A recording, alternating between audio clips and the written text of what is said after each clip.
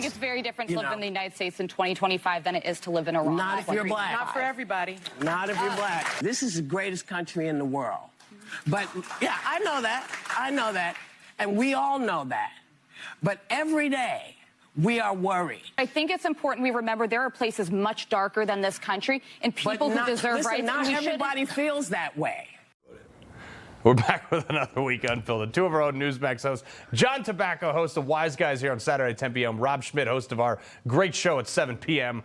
All right, Rob, it's black people are more threatened in America than Iran? What? That was the first part of the clip. It should have been the end of the clip right there. Yeah. She says, is it harder to live, in the United States or there? And she says, if you're black, it's harder to live in the United States than it is for people to live under the murderous Iranian theocratic regime. That's from Whoopi Goldberg, a black woman who's probably worth $200 million. I mean, go live in Iran. There's no shame anymore, and that show is the worst thing that ABC News ever created. It's the best thing for us, though. It's a hell of a lot of content, but it especially when Arnold goes on there. And you want to know why all the housewives are going crazy?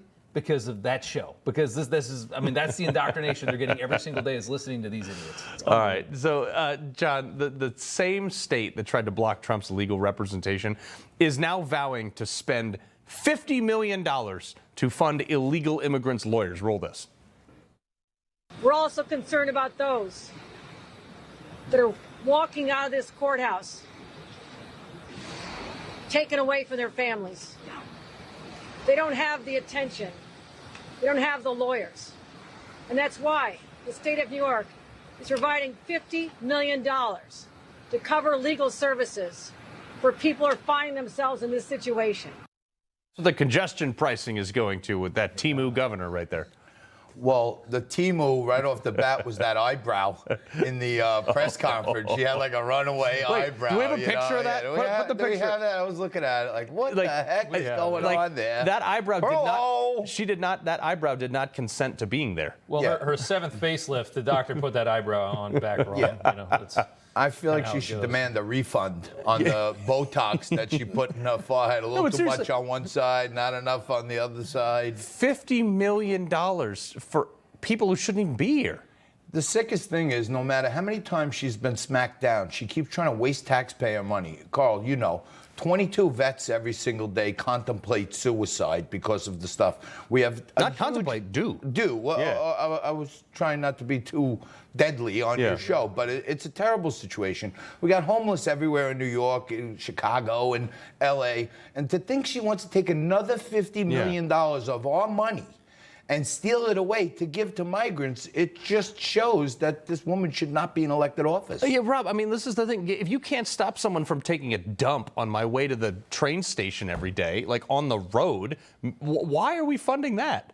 And what did they not learn from the last election when they watched all of the the inner city community, a lot of the black community move towards Trump because they can't stand this? And she's going to get up there and proudly proclaim that they're going to give $50 million to all the people that are filling up our hotel rooms in New York that we're paying $400 or $500 a night for. It's just surreal how bad they are at politics. And that face on that woman hasn't moved since 2017. Has not moved an inch. My daughter does the eyebrow did. My daughter does this Botox stuff, and she said that's called a Spock brow. When somebody screws it up, it looks like Dr. Spock. So she should give us all $50 million back, and she should get her money back from that. I got to get to these dietary guidelines, okay? They're expected to drop, the dietary guidelines for Americans are expected to drop specific alcohol limits from 1 drink per day for women and 2 drinks per men, and replace them with a more vague call for moderation. I don't really drink a lot, but okay, is that going to change how many drinks people choose to have? 1 or 2 a day? That's still a lot. Alcohol is not great for people. I think we've all realized that. You're kind of poisoning yourself. I don't know what else you're supposed to do on the weekend, but it's like, it's not. I think you should try to drink nothing at least a few days a week is a much better idea. Whoa, Rob. Have yourself a Friday night maybe and work through the weekend that way. But I don't think you should be having a cocktail every day. It's just like acute amounts of poison. I disagree. I feel like if the government is saying it's okay to have more than 2 a day, I mean, we should take heed. So now we This trust is the government. Maha movement. No. And as someone who hosted a show called Liquid Lunch, like 2 drinks a day was like nothing for me. That was like warm up. And in Russia, I don't even think they consider beer an alcoholic drink. I want to get to how dumb people can get. Okay, the LGBTQI in Australia wrote online that Iran has a right to defend themselves. They throw gay people off buildings in Iran. Yeah, well, going back to the Whoopi thing, she should try wearing a burqa for a few weeks, and I think her sexual orientation is up for grabs. She should try being a gay woman in Iran for a little while, too. This is, insanity. People can bifurcate 2 things between human rights and this kind of anti-war thing, and they don't go together. Like, we need human rights, but at the same time, like, they don't have any in that country. None of the people. He loves the Constitution. He fights for what's right. He hates the bad guys. He's a freedom warrior. He's your freedom warrior. Watch Carl Higbie every weekday on Newsmax.